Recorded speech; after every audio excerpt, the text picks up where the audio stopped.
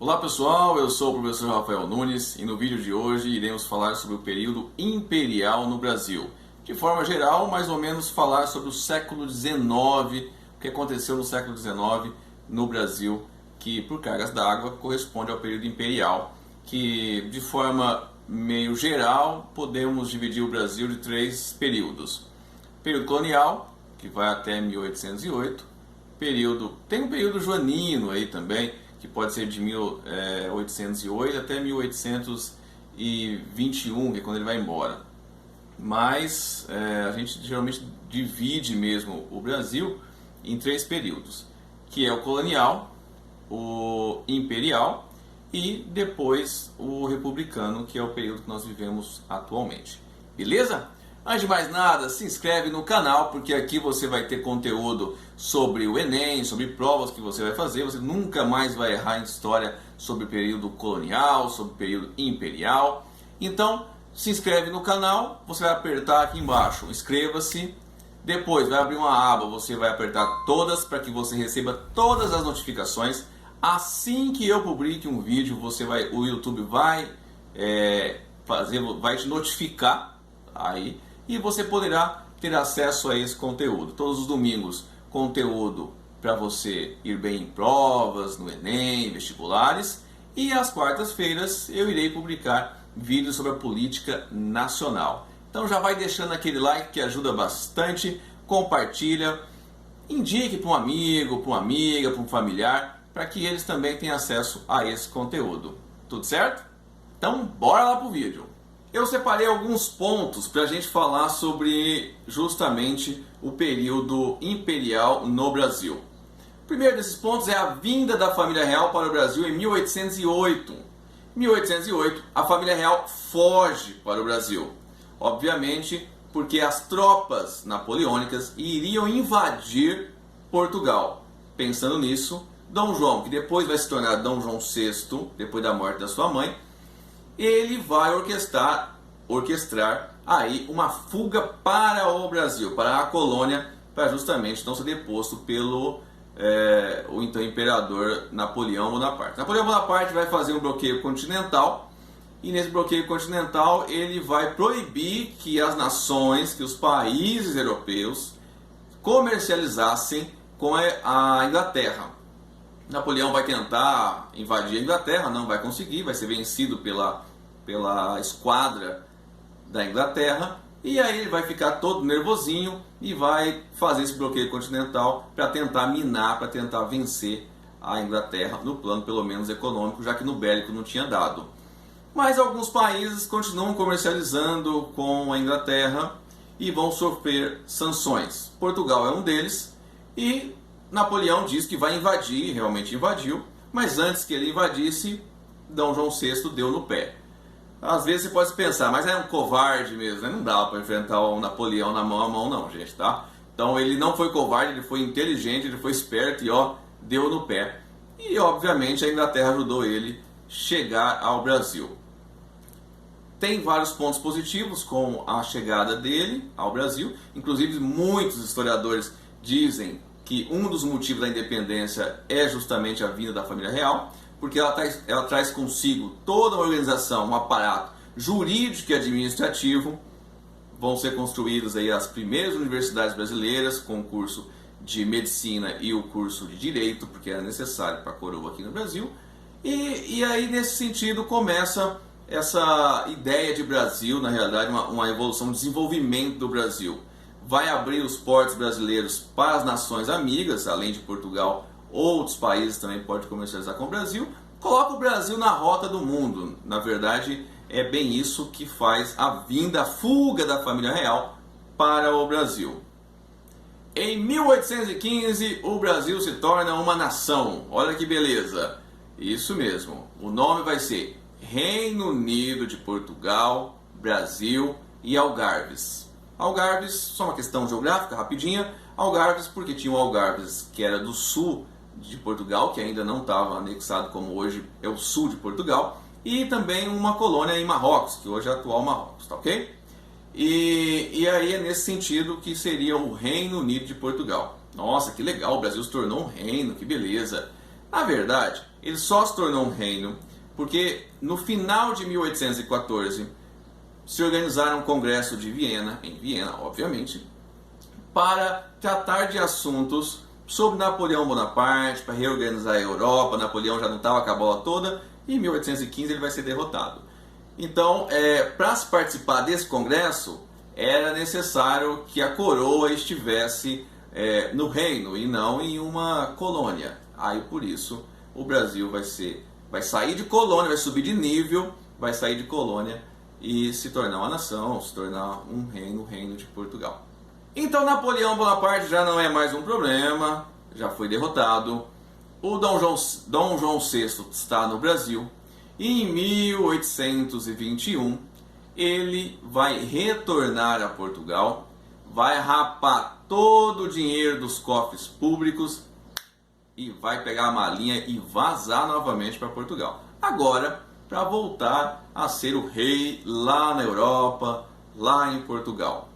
E obviamente ele deixa que o seu herdeiro no seu lugar fica como regente, príncipe regente do Brasil, o senhor que depois vai se tornar Dom Pedro I, mas o senhor Dom Pedro. Depois que a corte portuguesa vem para o Brasil e a elite brasileira sente esse gostinho de corte, esse gostinho de ser nobre, e essas questões vão interferir sim na mentalidade daquela elite crescente no Brasil, aliado a outros fatores, como ser levado à nação em 1815, e depois o rei volta para Portugal, e começa-se as elites portuguesas a entender que o Brasil tem que voltar a ser colônia, e as elites brasileiras não querem voltar a ser colônia, começa-se a ideia de independência do Brasil. Obviamente com alguns conselhos da Inglaterra, visando apenas o benefício do nosso país, do nosso atual país. E o Brasil tem que se depender, e vários fatores vão acontecer, mas o estupim justamente é essa vontade que a elite portuguesa tem de que o Brasil volte a ser colônia, e essa vontade a elite brasileira naquele momento não queria. E aí, depois de algumas pressões, vão se organizar e o Dom Pedro I vai declarar a independência. Fato esse que é contestável, mas se cair no Enem, ele vai declarar a independência na margem do rio Ipiranga, lá em 7 de setembro de 1822. Vai tirar a espada da mula dele, ou, a espada de algum lugar, não estava na mula, mas ele estava montado numa mula, dizem que é cavalo, mas acho que é mula. Ele estava voltando de Santos para São Paulo, as más línguas dizem aí que ele estava em festa, se divertindo, mas isso são só as más línguas. Ele vai levantar a espada e vai dizer: independência ou morte, algo desse tipo. É o fato conhecido. Obviamente, quem vai pagar essa independência, porque alguns estados já vão reconhecer o Brasil, os Estados Unidos vai reconhecer o Brasil como independente, e outros estados também irão reconhecer, mas Portugal não vai reconhecer como estado independente. Vão acontecer algumas guerras, alguns lugares específicos, principalmente no Grão-Pará, no Maranhão, onde atualmente hoje é o Rio Grande do Sul, e na Bahia. Esses 4 lugares vão ter algumas guerras, algumas insurreições, que guerra não tem no Brasil, são insurreições, revoltas, para que o Brasil continuasse com Portugal. Mas isso vai ser organizado. Mais uma vez a Inglaterra vai ajudar o Brasil. Ei, Inglaterra boa, hein? A Inglaterra vai emprestar para o Brasil 2 milhões de libras esterlinas, são juros aí, enfim. E vão pagar, além do Dom João VI em 21 ter levado todo o dinheiro e deixado o Brasil sem nada, ele ainda vai receber uma indenização de 2 milhões de libras esterlinas para que ele aceitasse que o Brasil fosse independente. Claro, também tem as guerras, enfim, tem outras coisas que acontecem para que aceite o Brasil como país independente. Mas o dinheiro ficou legal, né? Assim, é mais fácil aceitar com a indenização. Dom Pedro I, depois da independência, vai convocar uma Assembleia Constituinte para que se organize uma Constituição para o Brasil. Um Estado sem Constituição não tem jeito, até porque a ideia dele era uma monarquia constituinte. Diferente de vários outros países que se independeram na América do Sul, na América, que se tornaram repúblicas logo de início, depois que foram independentes das suas metrópoles. Mas o Brasil é o Brasil. Então o Brasil se tornou a monarquia constituinte, ou uma monarquia constitucional, perdão, monarquia constitucional. E aí o pessoal que ele convocou para essa Assembleia é da elite agrária. Essa primeira Constituição vai ser conhecida como a Constituição da Mandioca. Por quê? A mandioca é a matéria-prima para se constituir a farinha. E a farinha era o alimento que mais se rodava na colônia naquele momento, no Brasil. E quanto mais hectares de mandioca, mais farinha se produzia. Então o voto era censitário, quer dizer, é mediante ao tanto de hectares de mandioca plantado, que quanto mais hectares, mais farinha produzida. Então só o pessoal da elite conseguiria votar, poderia votar e ser votado. Mas tem um negocinho, pelo menos dois pontos, que o Dom Pedro I não gostou nada. Primeiramente, é que o poder do legislativo seria muito grande. E o Dom Pedro I teria que abaixar a cabeça para o legislativo, que era a elite agrária, obviamente. O segundo ponto é que não deveria ter lideranças, não poderia ser votado, não poderia assumir cargo eletivo ou cargo público pessoas que não fossem brasileiras. Dom Pedro I não é brasileiro, ele é português, não gostou nada, dissolveu essa Assembleia e falou, não, eu vou fazer mesmo. Em 1824, a primeira Constituição brasileira, baseada na Constituição da Mandioca, mas tem um detalhezinho que ele colocou, que é o poder moderador. Além do poder executivo, legislativo e judiciário, ele colocou um quarto poder, o moderador, que obviamente seria exercido por ele e que teria autonomia e sobrepunha todos os outros poderes, óbvio. Dom Pedro I foi um ícone, uma figura emblemática na história brasileira. Ele foi conhecido por ser impulsivo e mulherengo. Coisa feia, hein? Como assim, Dom Pedro I? Ser impulsivo? Brincadeiras à parte, ele sem dúvida nenhuma foi emblemático. No entanto, durou pouco aí o seu governo, porque depois da morte do seu pai em 1826, ele já tinha abdicado do trono português para ficar no trono brasileiro. Aí, em 31, ele vai dar no pé, vai voltar para Portugal, porque já não tinha mais condições. As elites não estavam contentes com ele, não tinha mais condições de governar o país. Ele resolveu ir embora e lutar lá em Portugal pelo trono para sua filha. Período regencial no Brasil. Se podemos dividir o período imperial, dividiremos assim. Primeira parte, primeiro reinado, que é o reinado do Dom Pedro I. Isso a gente pode cravar uma palavra aí que demonstra esse reinado, foi o autoritarismo.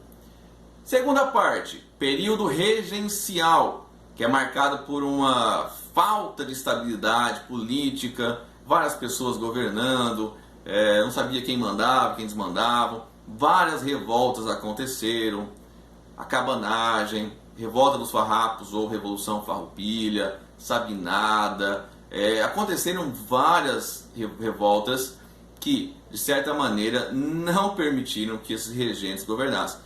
Mas por que então que o Dom Pedro II não assumiu logo de cara? Porque em 1831, quando o seu pai vai embora, ele tem apenas 5 anos. E lá na Constituição de 1824, só poderia assumir um príncipe e tal, se ele fosse maior. Não tendo o príncipe maior, quem assumiriam seriam os regentes. Mas essa situação ficou tão instável. A Revolução Farroupilha, por exemplo, começa em 35 e vai terminar só em 45. Então, tentando fazer uma unidade nacional, organizar a política brasileira, eles vão dar o golpe da maioridade. O que foi o golpe da maioridade?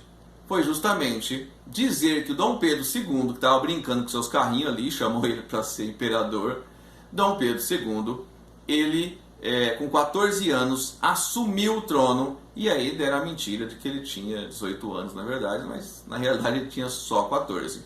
Então Dom Pedro II será o segundo imperador do Brasil. Primeiro seu pai, Dom Pedro I, e segundo, obviamente, Dom Pedro II é o segundo imperador do Brasil. Com o golpe da maioridade de 1840, que levou Dom Pedro II ao poder, vamos pensar um pouquinho como é que foi esse governo do Dom Pedro II. Em 1850, conseguiram promulgar a Lei de Terras. O que eram as leis de terra? De forma rápida, simples. Antes de 1850 não se tinha uma determinação, legislação específica para as terras do Brasil. Então você chegava, se apossava de algum lugar, vivia ali e tudo bem. Depois da aprovação da Lei 601 de 1850, a lei de terra declara o seguinte: existem dois tipos de terras no Brasil naquele momento. Ou é do Estado, ou é de alguém que comprova ter sido doada essa terra, ou adquirido essa terra, pelas as sesmarias, lá de 1532, das capitanias hereditárias no Brasil. Quem não tinha dinheiro não conseguiu comprovar isso. Esse momento histórico é um momento que está vindo imigrantes para o Brasil e que também a escravidão dá sinais que vai acabar. Por isso, a elite brasileira estava tão preocupada em quem poderia ter terra no Brasil. Uma outra questão interessante sobre o governo do Dom Pedro II é justamente as leis abolicionistas, porque os sinais já estavam aí, a Inglaterra estava pressionando a ideia de acabar a escravidão no Brasil. Algumas das leis. A lei de 1850 é a Lei Eusébio de Queiroz, que proibia o tráfico negreiro no Atlântico. Né? Não seria permitido chegar mais escravos no Brasil pelo Atlântico. Em 1871 tem a Lei do Ventre Livre. O que era a Lei do Ventre Livre? A Lei do Ventre Livre era o seguinte: a mãe era escrava, mas o filho não seria escravo, nasceria livre. Mas o filhote do humano não consegue sobreviver sozinho. Então ele vai ter que ficar ali, vai ser criado pelo Senhor. E difícil, né? No final ele vai acabar sendo um escravo ali também. E depois, em 1885, tem a Lei dos Sexagenários. O que é a Lei do Sexagenário? A Lei do Sexagenário é justamente o seguinte: quando o nosso colega aí escravo fizesse 60 anos, ele estaria livre. Ó que beleza, maravilha, livre. Depois de 60 anos de trabalho, com trabalho escravo, sofrendo o que sofria, ele vai fazer o que da vida? Não tem posse, não tem lugar nenhum, vai ficar ali. Essas três leis, nós costumeiramente chamamos elas de leis para inglês ver, porque resultado efetivo nenhum. É conversa fiada, conversa para boi dormir. Mas, em 1868, 13 de maio deste ano, a Lei Áurea é assinada pela Princesa Isabel e, dessa forma, os escravos conseguem a sua liberdade, a sua alforria, de forma positivada, de forma escrita. Também aconteceu, um pouquinho antes da libertação dos escravos, na década de 60, de 1864 até 1870, a Guerra do Paraguai. O que foi a Guerra do Paraguai? A Guerra do Paraguai se constitui em uma luta armada, sangue, pessoal, entre a Tríplice Aliança, que é Brasil, Argentina e Uruguai, e alguém lá da Europa só sussurrando nos ouvidos desse pessoal, não vou falar que é a Inglaterra, mas a culpa são desses povos aqui sim, não vem por culpa também só da Inglaterra, obviamente, contra um país em ascensão naquele momento histórico, que era o Paraguai. Obviamente o Paraguai levou a pior contra esses três países, e muitas mortes, perda de território, foi catastrófico para o Paraguai essa guerra, que o Brasil, que o Uruguai e que a Argentina e que a Inglaterra saíram vitoriosos. Como é que acaba o segundo reinado e termina o período imperial? Quando chega ali no final da década de 80, a elite agrária, que perdeu seus escravos por causa de uma lei, a Lei Áurea, já não está contente mais com a monarquia, porque perdeu seus escravos e nem indenizada foi. Então estava descontente. Os militares estavam pedindo mais voz ativa, queriam participar da política, foram para a Guerra do Paraguai, patriotismo e tal, e começaram a também não estar contentes com esse governo, com o governo monárquico. O pessoal também, os cafeicultores do Oeste Paulista, também queriam mais participação na política, e por causa de falta de escravos, estavam ficando também mais cara a produção de café, estavam desgostosos. Essa galera, essas elites se organizaram e apoiaram o golpe de 1889. Golpe não é novo no Brasil, não. Com esse apoio, surge o primeiro presidente do Brasil, senhor Deodoro da Fonseca. Se quiserem, Marechal Deodoro da Fonseca é o primeiro presidente do Brasil, encerrando assim o período imperial e começando o período republicano. Se você gostou do vídeo, deixa aquele like. Se você ainda não curtiu, se inscreva no canal para que todas as quartas-feiras você fique sabendo sobre a política nacional e todos os domingos também conteúdo para você ir bem no Enem e nos vestibulares. Compartilhe o vídeo com seus amigos e familiares e não esqueça de estudar bastante para que a cada dia mais você consiga ir melhor nas suas provas. Tudo bem? Aquele grande abraço do professor Rafael Nunes. Fui!